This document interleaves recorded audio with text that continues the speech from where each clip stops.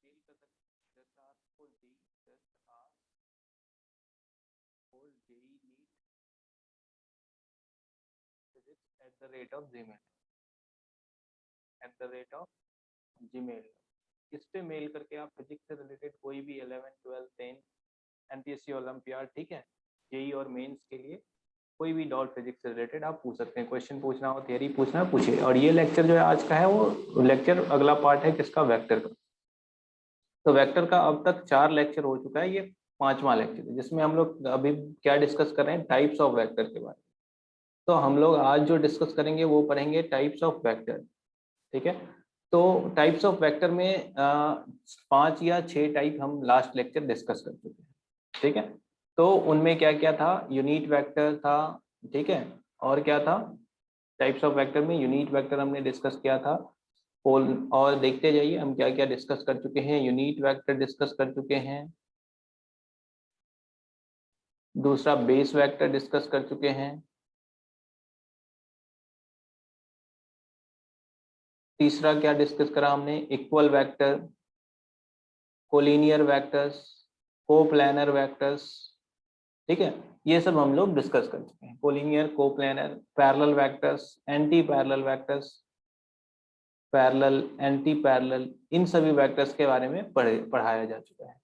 अब इससे आगे बढ़ेंगे, यहाँ तक हम लोगों ने कर चुका है, चौथा, 5वां, 6ठा और ये हो गया आपका 7वां।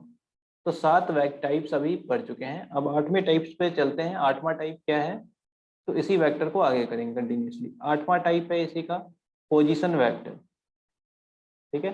तो 8वां टाइप लिखेंगे पोजीशन वेक्टर, हेडिंग डाल लीजिए पोजीशन वेक्टर, ठीक है। तो पोजीशन वेक्टर क्या है, देखिए,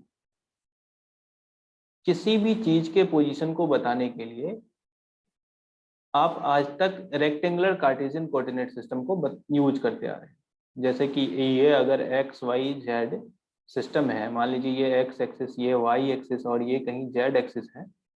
एक्स वाई जेड एक्सिस में आप किसी भी चीज के पोजीशन को बताना है, किसी भी चीज के पोजीशन को अगर बताना है, ठीक है, तो कैसे बताएंगे। तो किसी भी चीज के पोजीशन को बताने के लिए, जैसे एक्स में कोई आदमी कितने मीटर पे है, मान लीजिए 2 मीटर पे। एक्स में कोई आदमी कितने मीटर पे है, 2 मीटर पे। तो आप कोऑर्डिनेट ऐसे लिखोगे 2 मीटर, एक्स में 2 मीटर। वाई में कोई आदमी 3 मीटर पे है, तो क्या कोऑर्डिनेट लिखोगे, वाई के करस्पॉन्डिंग, ये वाई में 3 मीटर पे है तो वाई में 3 मीटर पे ऐसे लिखोगे। और जेड में कहीं मान लीजिए 4 मीटर पे वो आदमी खड़ा है, तो उसका कोऑर्डिनेट 4 मीटर ऐसा लिखोगे। इस इंफॉर्मेशन को आप पोजीशन, अब उस व्यक्ति के पोजीशन को ओरिजिन के रेस्पेक्ट में बताने वाले वेक्टर को क्या कहेंगे, पोजीशन वेक्टर। उस व्यक्ति के पोजीशन, जो ये पार्टिकल है पी, उसके पोजीशन को ओरिजिन के रेस्पेक्ट में बताने वाले वेक्टर को क्या कहेंगे, पोजीशन वेक्टर। तो किसी भी चीज के पोजीशन को ओरिजिन के रेस्पेक्ट में बताने वाले वेक्टर को क्या कहेंगे, पोजीशन वेक्टर कहेंगे, ठीक है। तो वेक्टर यूज टू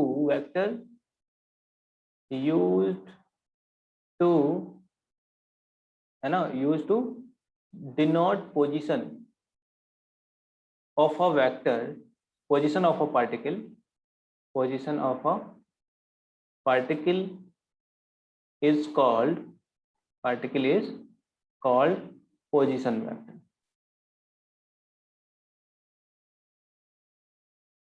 और इसको जनरली आर से रिप्रेजेंट किया जाता है। जैसे आर पी कोफिशिएंट लगाने का मतलब पोजीशन वेक्टर ऑफ पी।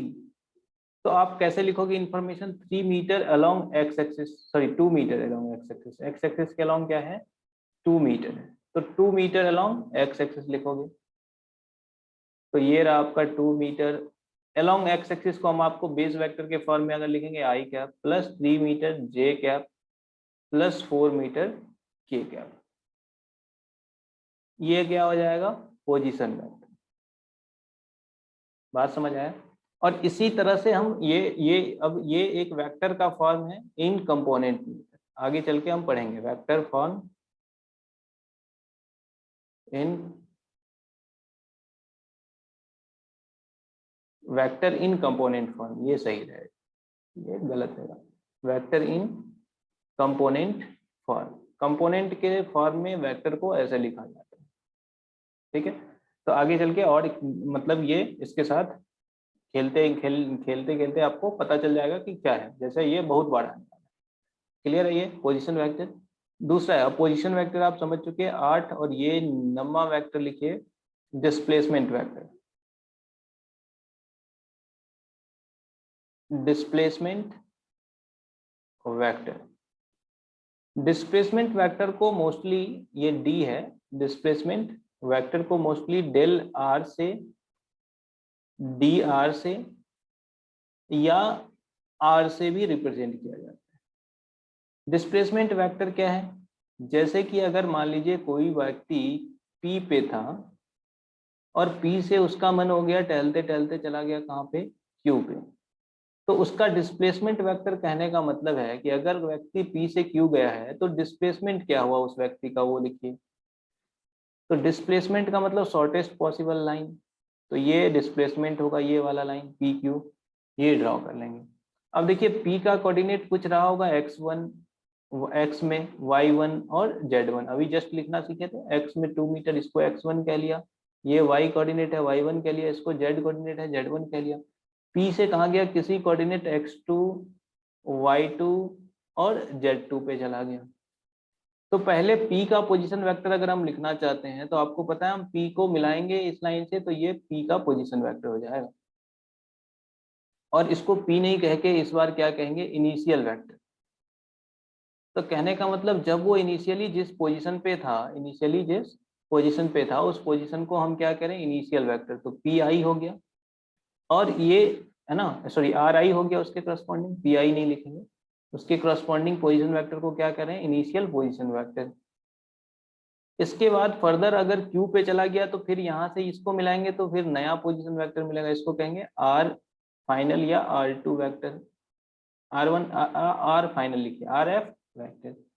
तो कहने का मतलब ये P का जो पोजीशन वेक्टर है वो आर इनिशियल से लिख दिया। आर इनिशियल को हम यहाँ एक्सप्लेन भी कर दें, R initial means initial position vector, initial position vector, इसको क्या बोलोगे, initial position vector. R F को क्या बोलेंगे, फाइनली यहाँ गया है फाइनल पोजीशन वेक्टर, क्या बोलेंगे, फाइनल पोजीशन वेक्टर। और ये जो P से Q मिलाए हैं ये भी क्या है, एक नया वेक्टर है, इसको कहेंगे डिस्प्लेसमेंट, क्योंकि ये डिस्प्लेसमेंट को बता रहा है, that is why it is called displacement vector, इसको इसीलिए क्या बोलेंगे, डिस्प्लेसमेंट वेक्टर। तो मान लीजिए यहाँ P से P पे कोई आदमी था मोहन, ये P से कहाँ चला गया, मोहन चला गया P से Q पे, तो ये डिस्प्लेसमेंट जो करा उसको रिप्रेजेंट करने वाले वेक्टर को क्या कहेंगे, डिस्प्लेसमेंट वेक्टर। डिस्प्लेसमेंट वेक्टर हमेशा क्या होगा, तो फाइनल पोजीशन वेक्टर, अगर आप ट्रायंगल लॉ ऑफ एडिशन पढ़े होते तो उससे भी हम आपको दिखाते, लेकिन अभी फिलहाल के लिए जानिए, final position vector minus initial position vector क्या देगा, डिस्प्लेसमेंट वेक्टर देगा। तो डिस्प्लेसमेंट वेक्टर अगर लिखना हो तो आप लिखेंगे फाइनल पोजीशन वेक्टर, ठीक है। और इसको आप याद भी रख सकते हैं हमेशा डिस्प्लेसमेंट वेक्टर के लिए, कि डिस्प्लेसमेंट वेक्टर अगर आपसे पूछे क्या होता है, तो डिस्प्लेसमेंट वेक्टर होता है final position vector minus initial position vector. हमेशा के लिए याद भी रहना है, अच्छी बात है। सिर्फ टाइप ऑफ वेक्टर ही नहीं, आप ये डिस्प्लेसमेंट वेक्टर याद रखिएगा, डेल आर बराबर आर फाइनल माइनस आर। अगर आर फाइनल को हम लिखें तो आर फाइनल वेक्टर क्या है, आर फाइनल वेक्टर ध्यान से देखिए, ये है आपका x2 i cap, y2 j cap and z2 k cap. R initial vector क्या है आपका, आर इनिशियल वेक्टर है x1 i cap, y1 j cap and z1 k cap. अगर आप डेल आर के बारे में बात करना चाहते हैं तो R final minus R initial, मतलब x2 i cap plus y2 j cap plus z2 k cap, इसमें से घटना क्या है, x1 i cap minus y1 j cap minus z1 k cap, इसको घटना है। अगर इसमें से इसको घटना है तो x2 में से घटाएंगे x1, i वाले को i के साथ घटा सकते हैं, तो क्या मिल के आएगा, x2 minus x1 i cap plus y2 minus y1 j cap plus z2 minus z1 k cap. बात क्लियर हुआ। जैसे इससे बेस्ट क्वेश्चन, अभी ये कराने का समय नहीं है लेकिन फिर भी समय नहीं कहने का मतलब, कि अभी आपको डिस्प्लेसमेंट वेक्टर काइनेमेटिक्स में मिला है, काइनेमेटिक्स में जब तक नहीं पढ़ रहे हैं डिस्प्लेसमेंट वेक्टर निकालने की आवश्यकता नहीं पड़ सकती है, ऐसा मान लेते हैं। लेकिन फिर भी आपको हम पढ़ा चुके हैं इतना इजीली, तो आप एक निकाल के भी देख सकते हैं। जैसे कि हम कह रहे हैं कि कोई पार्टिकल R1 इनिशियली कहीं था 4 मीटर आई कैप, है ना, plus 9 metre J cap plus के कैप पे मूव करते करते किसी पोजीशन पे चला गया 6 metre I cap minus 4 metre J cap plus 3 के कैप पे। तो आपको अगर पूछ दिया जाए डिस्प्लेसमेंट बताइए, डिस्प्लेसमेंट वेक्टर, तो डिस्प्लेसमेंट वेक्टर आप क्या करिएगा, एक्स वाले में से फाइनल में से इसको घटाएंगे, वाई फाइनल में से इसको घटाएंगे, जेड फाइनल में से इसको घटाएंगे। तो देखिए 6 metre minus 4 metre I cap हो जाएगा, minus 4 metre minus 9 metre J cap हो जाएगा, and plus 3 metre minus 1 metre K cap हो जाएगा। तो फाइनल डिस्प्लेसमेंट वेक्टर क्या होगा, 2, 4 में से 6 में से 4 गया 2, तो ये होगा 2 आई कैप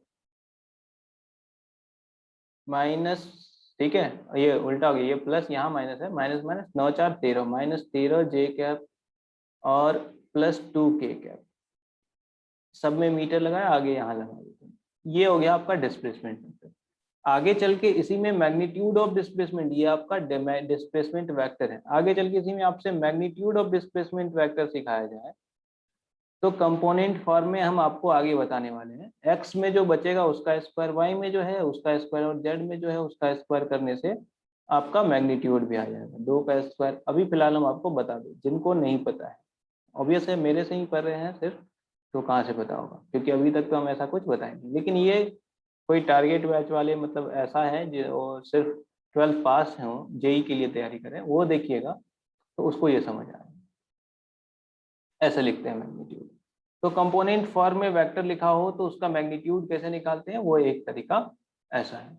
इसका प्रूफ भी आपको मिलेगा, कोई दिक्कत। तो डिस्प्लेसमेंट वेक्टर आपने सीख लिया, कंपोनेंट फॉर्म में भी सीख लिया, ठीक है। अब कंपोनेंट फॉर्म में डिस्प्लेसमेंट वेक्टर आप सीख चुके हैं। जैसे कि और किसी फॉर्म में रहे तो कैसे करें, जैसे आगे डिस्प्लेसमेंट में ही हम आगे बात करते हैं। डिस्प्लेसमेंट वेक्टर इंपॉर्टेंट है, इसीलिए हम बार बार इसको दिखा रहे हैं। इसी को कंटिन्यू करें, डिस्प्लेसमेंट वेक्टर को ही, है ना। तो डिस्प्लेसमेंट वेक्टर को कंटिन्यू करते हैं।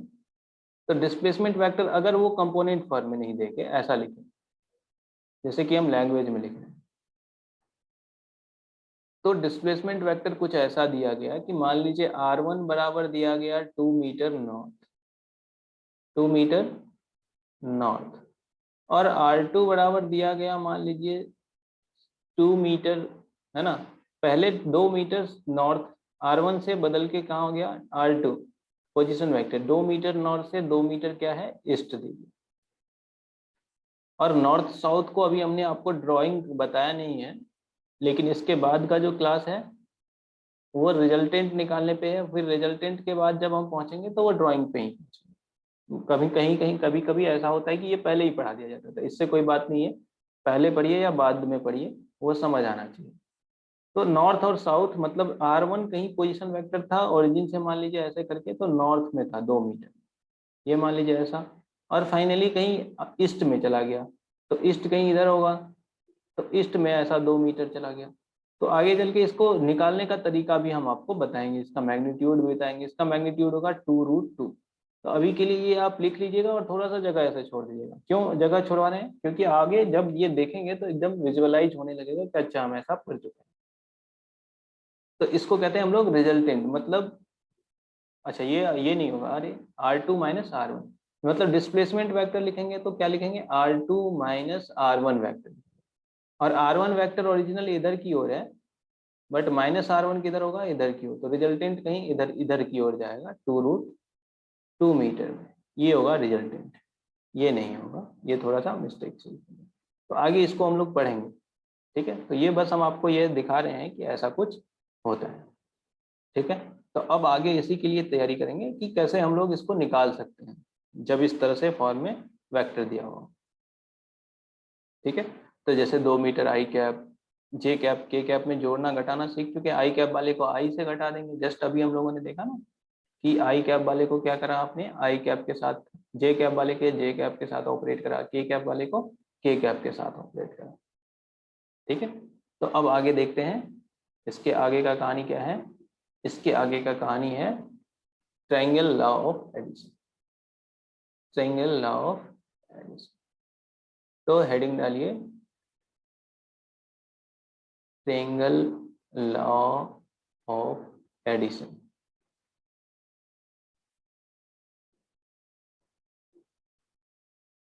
एडिशन मतलब वेक्टर अलजेब्रा में हम बता रहे थे ना कि आपको इस चैप्टर में कुछ खास नहीं पढ़ाया जाएगा, जोड़ना, घटाना, मल्टीप्लाई करना, यही सीखेंगे।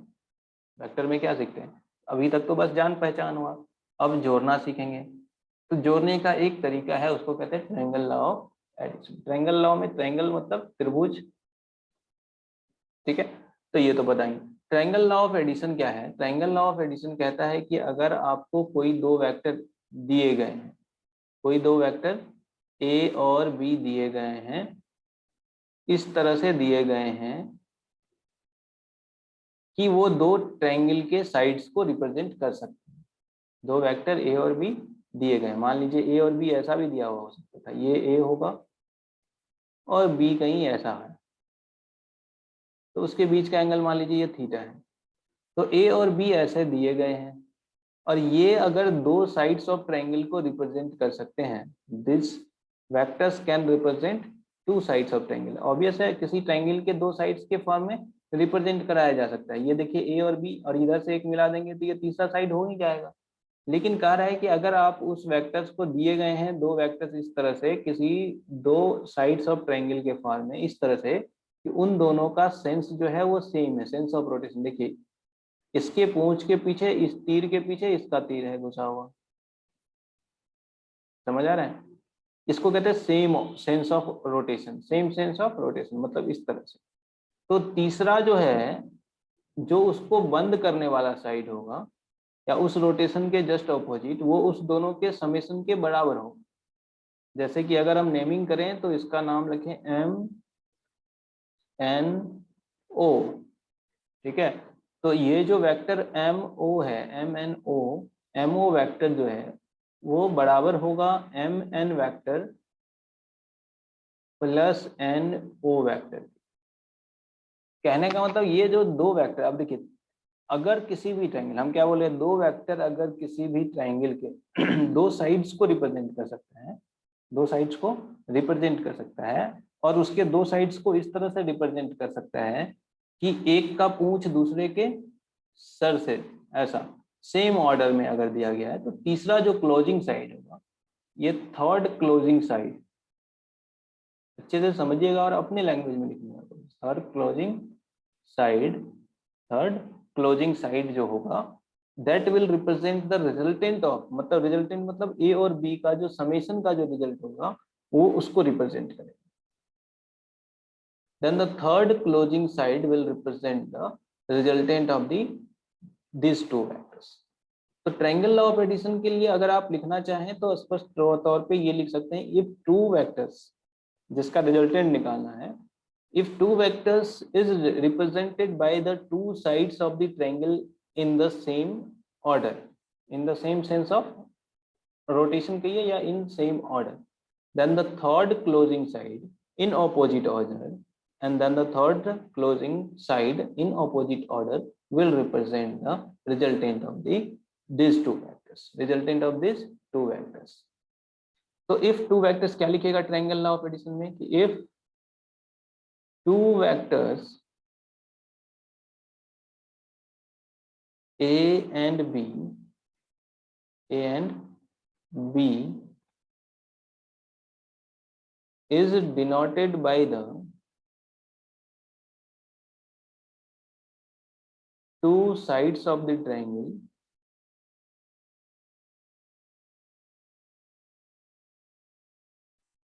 two sides of the triangle in same order,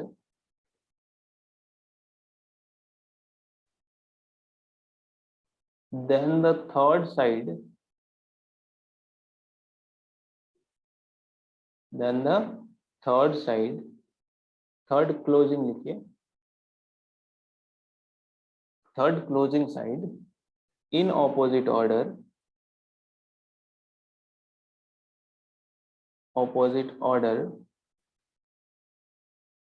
will represent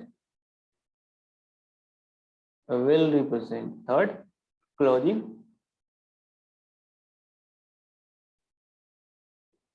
will represent resultant of A and B। इसका अर्थात ये हुआ कि R वेक्टर जो होगा वो अकेले A और B वेक्टर के सम के बराबर होगा। और क्लियर होगा जब एग्जाम्पल करेंगे तो ये और क्लियर होगा। अब देखिए मान लीजिए कि ऐसा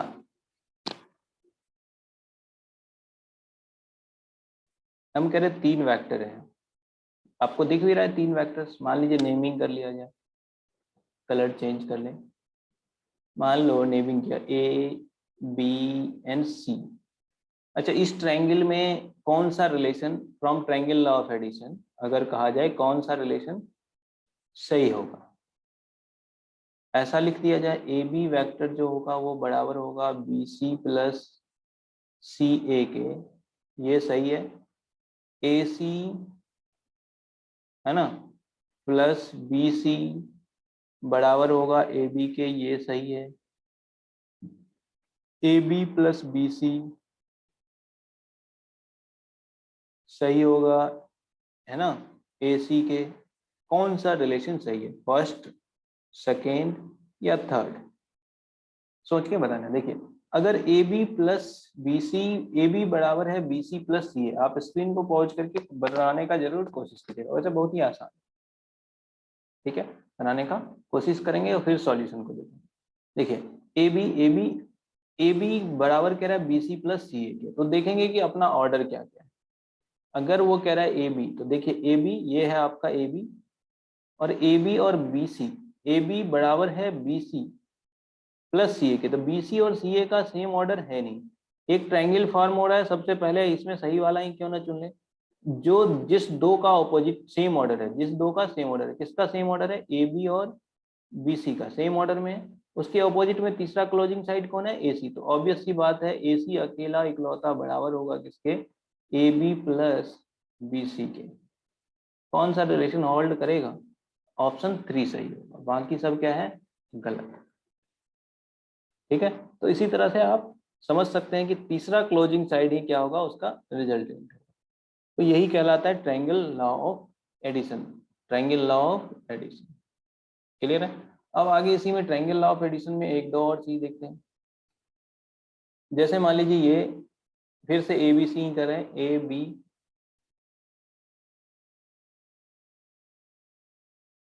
ठीक है। तो ध्यान से देखिए ए बी सी, इस बार कौन सा रिलेशन सेटिस्फाई होगा? जैसे ए बी सी, और ये देखिए ऐसा ऐसे दिया, इस बार क्या रिलेशन लिखिएगा आप वो बताइए। जैसे फर्स्ट, अब ट्रायंगल लॉ ऑफ एडिशन से ही डायरेक्ट करेंगे, क्यों ऑप्शन वाइज करना। दो सेम ऑर्डर में, सेम ऑर्डर में देखिए ये दोनों सेम ऑर्डर में, और ये जस्ट क्लोजिंग, तीसरा क्लोजिंग साइड है। ये क्या है? तीसरा क्लोजिंग साइड, जो उस दोनों को क्या करता है? बंद करता है। तो ये अकेला बराबर होगा बाकी दोनों के, मतलब क्या? सी और बी, सी बी वेक्टर जो होंगे वो अकेले बराबर होंगे किस वेक्टर के? सी ए वेक्टर के plus A B vector. Got my point? ये ट्रायंगल ऑफ एडिशन कहता है। एक दो क्वेश्चन और कर लेते हैं।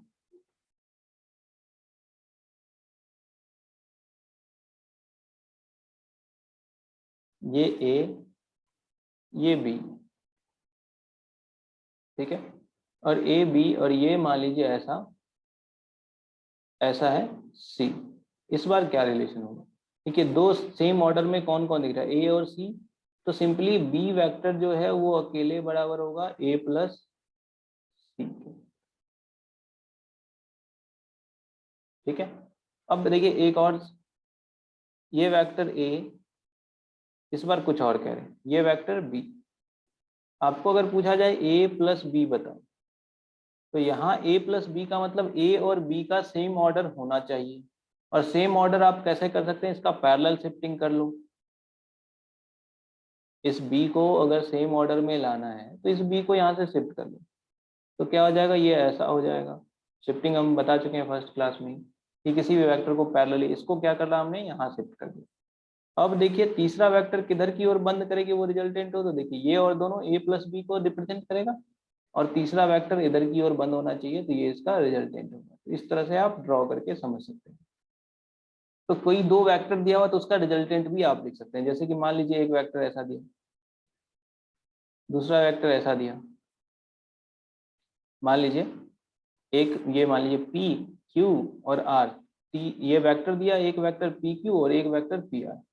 Vector P Q plus P R अगर कोई बोले, मतलब रिजल्टेंट निकालें P Q plus P R निकालें, तो आप इसको क्या कीजिएगा, ट्रायंगल लॉ ऑफ में एडिशन में बैठाने के लिए इसको पैरेलल शिफ्ट करना पड़ेगा, तभी तो सेम ऑर्डर में। यहाँ तो सेम ऑर्डर में दिख नहीं रहा है, यहाँ तो सेम ऑर्डर में नहीं दिख रहा। अपने को कैसा चाहिए, ऐसा चाहिए था, तब तो लिख पाएंगे। तो इसीलिए या तो इसको शिफ्ट कर लेंगे या इसको शिफ्ट कर लेंगे, या तो इसको उधर की ओर या इसको इधर की ओर शिफ्ट करेंगे। बात समझ आ रहा है?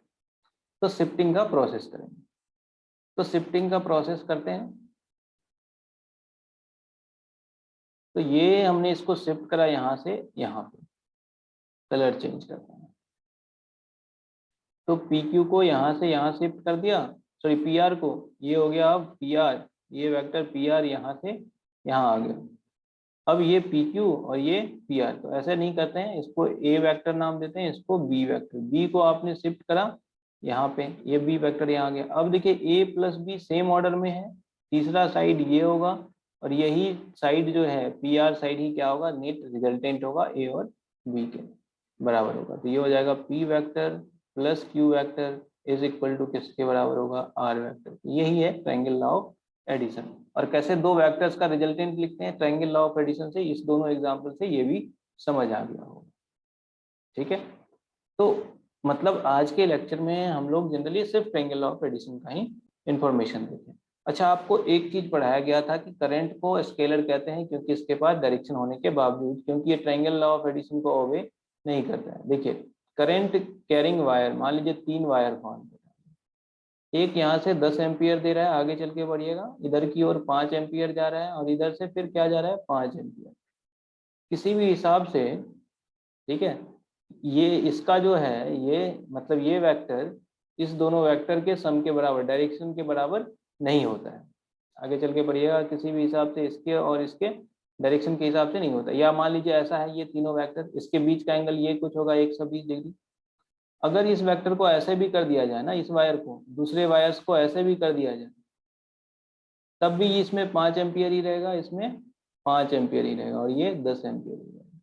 तो मतलब इसमें ट्रायंगल लॉ ऑफ एडिशन जैसा कुछ भी ऐसा नहीं होता है कि ये ओबे करे। बाद में इसको पढ़िएगा, इसको कहते हैं जंक्शन लॉ, 12th में आगे पढ़ेगा। ये अपना अभी काम का नहीं है, बस हम आपको एक बार दिखा देना चाह रहे थे कि ट्रायंगल यही इसी लॉ को ओबे नहीं करता है कौन, तो इलेक्ट्रिक करंट। जैसे कि आप सिंपली इलेक्ट्रिक करंट में कभी ऐसा हो सकता है क्या, 10 एम्पियर इधर से करंट जा रहा है और इधर से 10 एम्पियर जा रहे हैं, तो क्या इसमें इधर से ये जो वायर जुड़ा हुआ रहेगा इसमें क्या हो जाएगा, 10 एम्पियर इधर ही जाएगा। ऐसा नहीं होगा कि जस्ट उसके उल्टे डायरेक्शन में बहने लगे। ये ट्रायंगल लॉ ऑफ एडिशन को किसी भी हिसाब से ओबे नहीं कर रहा है, कर रहा है क्या, ट्रायंगल लॉ ऑफ एडिशन को ओबे नहीं कर रहा है। 10 10 एक ही डायरेक्शन में घूम गया, तो ये रिजल्टेंट के बराबर नहीं है। इसके ऑपोजिट में लेंगे तो करंट क्या हो जाएगा, कुछ और, है ना, जीरो, मतलब 10 और 10 के ऑपोजिट में कुछ और करंट हो सकता है। आ रहा है बात समझ? तो इसीलिए ये ट्रायंगल लॉ ऑफ एडिशन को करंट, इलेक्ट्रिक करंट ओबे नहीं करता है। इसीलिए इलेक्ट्रिक करंट को कैसे कैटेगरी में रखा गया था, इलेक्ट्रिक करंट को स्केलर के कैटेगरी में रखा गया था। इलेक्ट्रिक करंट को स्केलर के कैटेगरी में रखा गया था। बोलिए, बात क्लियर हुआ? अब आगे देखिए, तो ये हमने सीखा। नेक्स्ट लेक्चर में जब हम लोग क्या पढ़ने वाले हैं, इसी के नेक्स्ट लेक्चर में हम लोग ट्रायंगल लॉ ऑफ एडिशन का रिजल्टेंट लिखना सीखेंगे। ठीक है, क्या करेंगे, लिखना सीखेंगे, कैसे हम लोग रिजल्टेंट लिख सकते हैं ट्रायंगल लॉ ऑफ एडिशन का यूज करके। बात समझ आए? तो जस्ट इसके अगले लेक्चर में, अगला मतलब जस्ट आज ही अभी अपलोड होना है, जो अगला लेक्चर है वो है इसका रिजल्टेंट कैसे निकाले। आप लोग चैनल को शेयर करिए, सब्सक्राइब कीजिए। ठीक है, चैनल को क्या कर लिया, सब्सक्राइब करें। जो इसको रोज देखते हैं वो तो सब्सक्राइब कर ही लिए, और जो नहीं किए हैं तो वो अब सब्सक्राइब कीजिए और ज़्यादा से ज़्यादा लोगों तक शेयर करिए। ठीक है, तो जरूर शेयर करें और सब्सक्राइब करें, जुड़े रहिए। TTS में आपको पता है 11th का लेक्चर अपलोड होता है 2020 से 2022 के सेशन वाले इस बार हमारे साथ 11th यहाँ कंप्लीट कर सकते हैं। ठीक है, और जो मतलब जेई और मेंस के लिए भी हैं वो भी, जेई मेन और नीट के लिए एडवांस के लिए हैं वो भी इस प्लेटफॉर्म पे अपना तैयारी कर सकते हैं। ठीक है, लेक्चर को देखते हुए तो शेयर कीजिए और सब्सक्राइब कीजिए। Thank you.